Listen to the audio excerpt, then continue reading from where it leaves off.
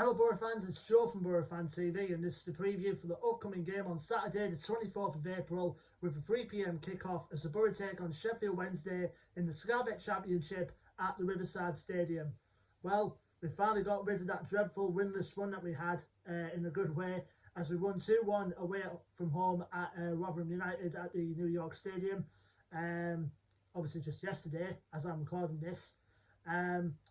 It was a solid performance from the lads, no doubt. I mean, obviously the bench was obviously apart from Bettinelli was full of our youth team, which was obviously good to see from our perspective.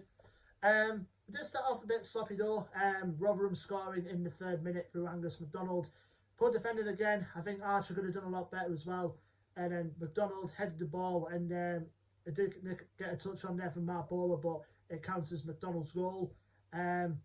And then the turning point was the red card for Rotherham for Matt Crooks.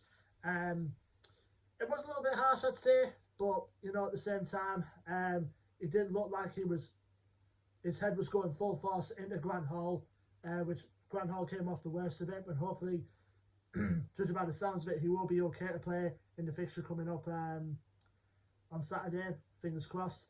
But either way, Crooks got sent off for serious foul play, and then Boro took advantage of the 10-man advantage. We got the goal just before half time. A good finish as well from George Saville for his 6th goal of the season to put us level at the break. And then second half, we got the second goal. Crossing, the keeper parried it away, came to Paddy McNair.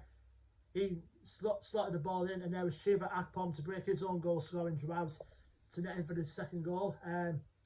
One note to mention as well, one of our youth products who came off the bench, Conor Malley, who had a superb performance since he came on to replace Grant Hall in the first half. I mean, he ended up winning the man of the match performance in Sky in his debut. I mean, what could possibly be better than that for the young lad? Hopefully, he might chip in for the start for the coming fixture on Saturday.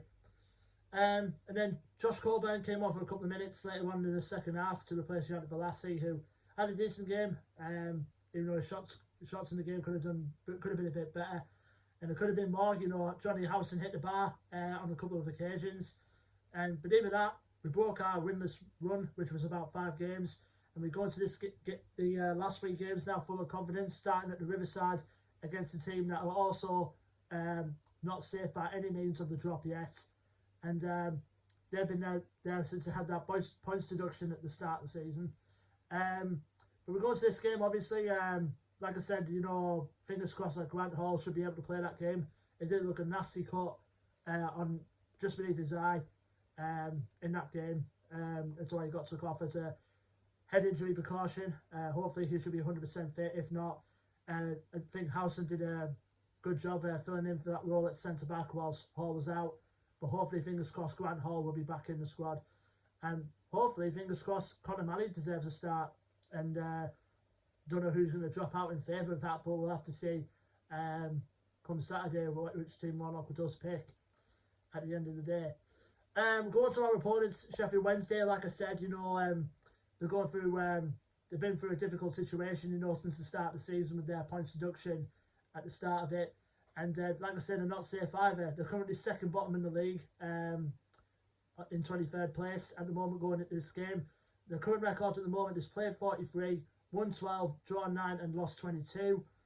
Last game out for them was a positive one for them. It was a 1-0 win at home against Blackburn Rovers. So, and it's a bit of a case as well for Sheffield Wednesday because they've already gone through their 3rd manager of the season. Obviously, they started out with Gary Monk at the start of the season and he got sacked. Then they brought in Tony Pulis and then he got sacked. And now they brought in Darren Moore from Doncaster Rovers, obviously a former West Brom manager himself. I know he hasn't been in these last couple of games recently because he had his own problems over with COVID and he had a bit of a setback once during his recovery as well. So best wishes out to him and hope he makes a good recovery. And I think he might be at the game probably Saturday.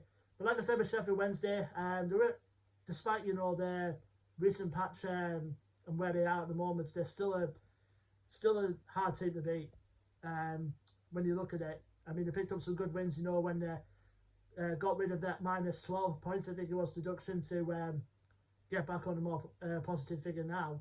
But again, they still aren't safe because I think, you know, they're going to this game, you know, on the back of the win, but they're still in the position they are when they could go down. And plus the fact Rotherham still have 2 games in hand, and Wickham are starting to slowly climb up the table, and they're probably plotting a great escape of their own. So it'll be interesting down the bottom to see who stays up and who goes down, and Derby aren't safe either. So as far as players go for Sheffield Wednesday, there's a couple of players to mention that could cause a threat. One of them being a former Boro winger himself, and Adam Reach, who we know can cause a threat either through free kicks or long range shots. As most Boro fans will know, for the last couple of years he's done that to perfection so well. Another former Boro player has done well for them this season, and that being Jordan Rhodes, who's chipped in a few goals recently for the Owls. As a player that Boro have been linked in the summer for one of the players from Sheffield Wednesday who is out of contract at the end of the season is Kadeem Harris. He's a pacey winger, can also play as a number 10 role as well, and he's very speedy as well. And he's a player that Neil Warnock knows very well from their time together at Cardiff. And they've got other players as well, like Barry Bannon, who's usually the midfield general in their ranks as well. Very tricky player as well, is Bannon. And they've got Julian Bonner, who's a rock at the back as well for the Owls.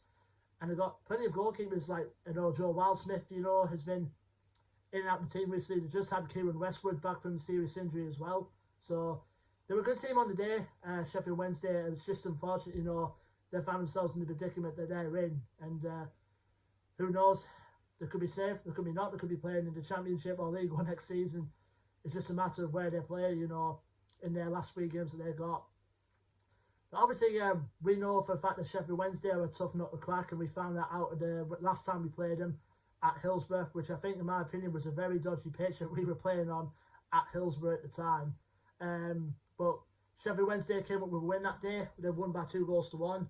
I think Callum Patterson, another player who I should mention who can cause a threat as well for them, put the Owls in the lead. And then Liam Walsh, who was Celtic bound in the summer, got the second.